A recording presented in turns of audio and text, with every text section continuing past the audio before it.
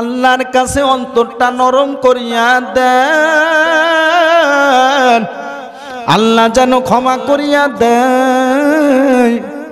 মুসা নবী ওয়াজ করতেছেন, ওয়াজের ভিতরে মুসা আলাইহিস সালাম তার কওমদেরকে নিয়া দোয়ার মজমা তৈরি করলো। ওই দোয়া যতই আল্লাহর কাছে করলো, কিন্তু আল্লাহ তার দোয়া কবুল করতেছে না। মুসা আলাইহিস সালামের কাছে আল্লাহ বললেন, আল্লাহ মুসাকে বললেন, ও মুসা, তোমার দোয়া আমি কেন কবুল করি না জানো? এখানে একজন গুনাহগার মানুষ আছে, যেই গুনাহগারের কারণে আমি তোমার দোয়া কবুল করি না। ওই গুনাহগার যদি এই মজমা থেকে উঠিয়া যায়, তাহলে আমি তোমার দোয়া কবুল মঞ্জুর করিয়া নিব। ওই গুনাহগার ওই মজলিসে ছিল। মুসা নবী ডাক দিয়া বলল, এই মজলিসে একজন বড় গুনাহগার লোক আছেন, আপনি কি গুনাহ করছেন আপনি নিজেই জানেন। যদি আপনি উঠিয়া যান, আল্লাহ দোয়া কবুল করবে। বৃষ্টির জন্য দোয়া করতেছিলেন। আল্লাহর পয়গম্বর যখন ঘোষণা করে দিলেন, এই গুনাহগার ওঠার জন্য অনুরোধ করলেন, ওই গুনাহগার আসমানের দিকে তাকায়া চোখের পানি ফালাইয়া দিয়া বলতেছে, রব্বুল আলামিন,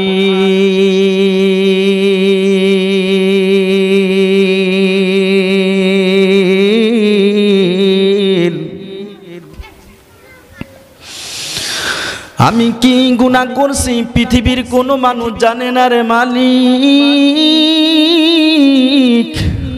আপনি জানেন। এই হাজার হাজার মানুষের মধ্য থেকে যদি আমি উঠিয়া যাই, তাহলে সব মানুষ দেখবে আমি গুনাহগার। অতএব আমার গুনার খবর দুনিয়ার কোনো মানুষ জানে নাই গো আল্লাহ, আপনি জানেন। আপনি যদি এই মানুষের সামনে আমাকে মাফ না করেন, নবীর দোয়া কবুল হবে না।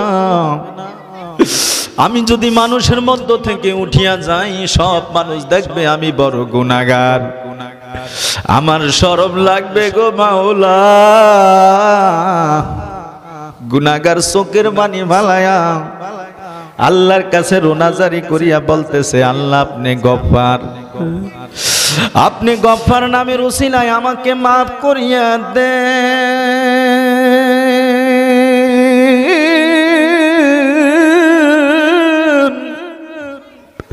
গুনাহগার যখন চোখের পানি ফালাইয়া দিয়া আল্লাহর কাছে দোয়া করলো, আল্লাহ গুনাহগারের দোয়া কবুল করিয়া নিল। সাথে সাথে আল্লাহর কি হুকুম, আসমান থেকে জমজম জমজম করিয়া পানি পড়া শুরু হয়ে গেল। এ দুনিয়ার মানুষ, কি ভুল করলেন, কি অন্যায় করলেন, আজকে চোখের পানি ফালাইয়া কান্না দিবেন? সন্তানটা যদি কান্না না দেয়, মা দুধ দেয় না। সন্তানটা যদি কান্না দেয়, মার সব কাজ ফালায় আসিয়া সন্তানকে কোলে নেয়, কোলে নিয়ে দুধ খাওয়া সন্তানকে চুমা দেয়। ওই মজলিসের মধ্যে গুনাহগার চোখের পানি ফালাইয়া দিয়া যখন আল্লাহর কাছে বললেন, আল্লাহ ওই গুনাহগারকে ক্ষমা করিয়া দিলেন, গুনাহগার মাফ হয়ে গেল। এখানে বহু আবেদা জাহেদা আল্লাহর বান্দি আছেন, রাস্তাঘাটে অনেক যুবক ভাইরা আছেন। ও যুবক ভাই, ও আল্লাহর বন্ধুরা, মানুষের জীবনে 3-4টা কাল আছে। একটা হলো শিশুকাল, আর একটা হলো কিশোরকাল, আর একটা হলো যৌবকাল, আর একটা হলো বৃদ্ধকাল। শিশুকালের কোনো হিসাব নাই, বৃদ্ধ কিশোরকালের কোনো হিসাব নাই, যৌবনকালের হিসাব আছে, বৃদ্ধকালের হিসাব আছে। চলাফেরা অবস্থায় খুব সাবধান।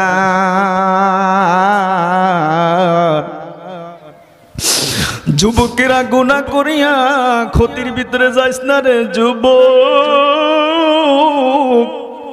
ও মুরব্বী বাবা, গুনাহ করিয়া অন্যায় করিয়া মানুষের জমিন ঠেলিয়া গীবত শিকায়েত করিয়া আপনি গুনার ভিতরে যাইবেন না, অন্যায়ের ভিতরে যাইবেন না। আমার মা বোনেরা, গীবত শিকায়েত অন্যায় কোনো কথা বলবেন না। আপনি স্বামীর নাফরমানি করবেন না, স্বামীর খেদমত করবেন। স্বামী স্ত্রী দুইজন এক জায়গায় বসিয়া স্বামী স্ত্রীকে বলতেছে, আমাদের গর্ভে যদি, স্বামী স্ত্রীকে বলতেছে তোমার গর্ভে যদি আল্লাহ আমাকে একটা সন্তান দান করে তাহলে ওই সন্তানটাকে আমি মসজিদের খাদেম বানায়া দিব। স্ত্রী বললেন, স্বামী গো, আপনি যে মসজিদের খাদেম বানাইবেন মান্নত করলেন, আমিও আল্লাহর কাছে মান্নত করলাম আমাদের যদি সন্তান হয় তাহলে মসজিদের খাদেম বানায়া দিব, মসজিদের সেবা করবে। আল্লাহর কি হুকুম, স্বামী স্ত্রী দুইজনই আল্লাহর কাছে মান্নত করলেন যদি সন্তান হয় তাহলে মসজিদের খাদেম বানাইবে। আল্লাহর কি হুকুম, ওই ঘরে একটা মেয়ে সন্তান জন্মগ্রহণ করলেন। মেয়ে সন্তান জন্মগ্রহণ করার পরও স্বামী স্ত্রী গোসা হলেন না, রাগ হলেন না, বেজার হলেন না। অনেকের ঘরে কন্যা সন্তান হইলে গোসা করে, রাগ হয়ে বেজার হইয়া যায়। গোসা রাগের কিছু নাই, অনেকের তো সন্তানই হয় না, যেই মালিক সন্তান দান করছে, ছেলে হোক মেয়ে হোক, তাদের রিজিকের ব্যবস্থাও মহান আল্লাহ করবে। স্বামী স্ত্রী দুইজন মান্নত করলো, আল্লাহর কি হুকুম, ওই ঘরে একটা মেয়ে সন্তান জন্মগ্রহণ করলো।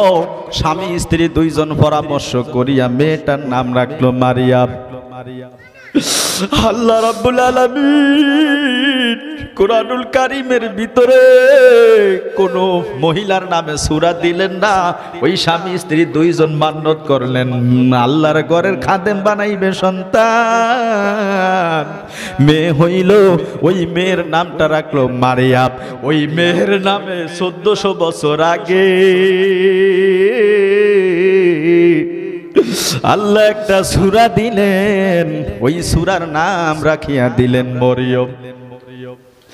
ওই সূরা মরিয়ম, সেখান থেকে আমি আপনাদের সামনে আলোচনাটা করব। মরিয়ম মানুষ, তার আস্তে আস্তে বয়স বাড়তেছে, আর মা আব্বা দুইজন বলতেছে বাচ্চা যেহেতু বড় হইতেছে মসজিদের খাদেম বানায়া দেই। ওই মরিয়ম আল্লাহর ঘর বাইতুল মুকাদ্দাসকে ঝাড়ু দিয়া পরিষ্কার পরিচ্ছন্ন করিয়া রাখতো, আল্লাহর ঘরকে সুন্দর করিয়া পরিষ্কার করতো। তার আব্বার নাম হলো ইমরান, তার খালুর নাম হলো জাকারিয়া আলাইহিস সালাম। তার আব্বা কারণ বশত ইন্তেকাল হয়ে যায়। বাবা যদি মারা যায় দেখবেন মেয়েরা কান্না দেয়। আমি মনপুরাতে ওয়াজ করতে গেলাম, শেষ দিন আমাকে নিয়ে গেল দুপুর বেলা এক বাসায় খানা খাওয়ানোর জন্য। সেখানে যাওয়ার পর শুধু কান্নার আওয়াজ শুনতেছি। আমি জিজ্ঞাসা করলাম, এই ঘরের ভিতরে এত কান্না কেন? ওই বাসার মুরব্বী বললেন, হুজুর গত বছর এই দিন আমার স্ত্রী মারা গেল। ছেলেরা বললেন, আমার মা এই দিন মারা গেছে। প্রতি বছর এই দিনে আমরা আমাদের বাড়িতে খানার আয়োজন করি, ওলামায়ে কিরামকে দাওয়াত করিয়া খাওয়াই। কারণ এই দিন ছেলেরা বলল মা মারা গেল, আমার বোনেরা সবাই বাড়িতে আসছে। 1 বছর আগে আমার মা দুনিয়া ছাড়িয়া চলিয়া গেল, কিন্তু আমার বোনেরা 1 বছর পর আসিয়া সবাই কান্না শুরু করে দিল। মেয়েরা কিন্তু মা বাবার জন্য বেশি প্রিয়, এমন জোরে মেয়েরা কান্দে। আমরা আমার শুনতেছি ওই মেয়েটা যখন জন্মগ্রহণ করার পর আস্তে আস্তে বড় হইতেছিল, মা আব্বা দুইজন ওই মসজিদের খাদেমা বানায় দিল। আল্লাহর কি হুকুম, ওই মেয়েটা মসজিদের খেদমত করতে করতে মেয়েটা এমন আল্লাহওয়ালা হইল যে আল্লাহওয়ালার কারণে আল্লাহর পক্ষ থেকে ফেরেশতার মাধ্যমে তার জন্য রিজিক পৌঁছিয়া যায়। ইন্নাল্লাহা হুয়ার রাজ্জাকু যুল কুওয়াতিল মাতিন। সেই যুবতী মেয়েটা আস্তে আস্তে যখন মেয়েটা একেবারে যুবকন্তি হয়ে গেল, তখন আল্লাহর নির্দেশে ওই মেয়েটা পর্দার আড়ালে গেল। বাইতুল মুকাদ্দাস থেকে কয়েক মাইল দূরে চলিয়া গেল একটা স্থানে। সেখানে আল্লাহর কি হুকুম, ওই মসজিদের খেদমতরত অবস্থায় একজন যুবক মানুষের সুরত ধরিয়া, একজন ফেরেশতা যুবকের সুরত ধরিয়া আসলো। আসিয়া ওই যুবতীর সামনে দাঁড়াইল। তখন যুবতী ভয়ে পেয়ে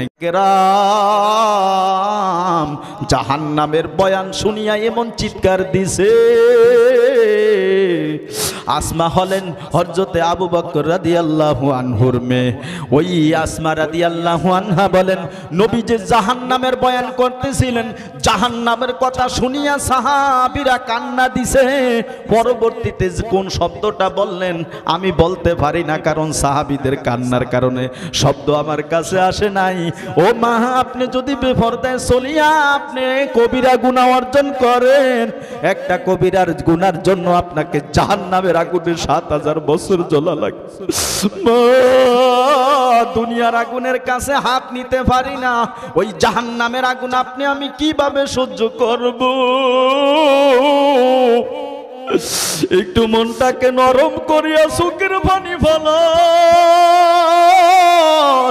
চোখের পানি ফালাইয়া দেন। বাড়ি ঘরে যত মা বোনেরা আছেন, বাড়ি ঘরে থাকিয়া আওয়াজ শুনলে কিন্তু আমল করার তৌফিক হবে না। এই প্যান্ডেলের ভিতরে আসলে ওয়াজ শুনিয়া কিছু আমল করার তৌফিক হবে। মন করতে সময় লাগে না। যেই ঘরে ঢুকলেন সাদা লাল কাপড় পরিয়া বউ সাজিয়া, ওই ঘর থেকে সাদা কাপড় 5টা পরাইয়া মা আপনাকে শেষ বিদায়ের কাটে উঠে দিই। একদিন তোমারি নাম মসজিদে হবে হেলান, তৈরি থেকো তৈরি রেখো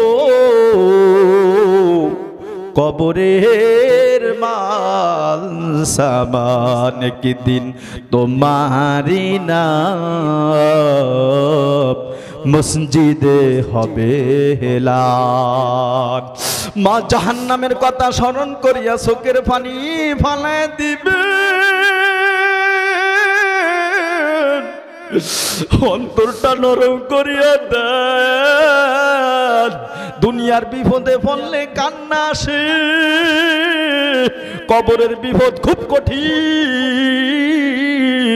ওই যে কবর সাপ বিচ্ছুর ঘর, পোকামাকড়ের ঘর, যেই ঘরে শান্তি নাই, যেই ঘরে বাতি নাই সাথী নাই, যেই ঘরে আলো নাই বিছনা নাই। এই বর্ষাকালে বহু মানুষ মারা গেছে। কবরের ভিতরে যখন লাশ হইবে তখন ভর পানি উঠতেছে কবরের ভিতরে, পানি সিঁচিয়া সিঁচিয়া ফালাই দেয়। আত্মীয় স্বজন বললে কত পানি ফালাইবা, ওই পানির ভিতরে সারিয়া দাও, ওই পানির ভিতরে রাখিয়া দিবে রে। কবরের কথা স্মরণ করিয়া অন্তরটাকে নরম করিয়া দেন। চোখের পানি ছাড়া জাহান্নামের আগুন নেবে না।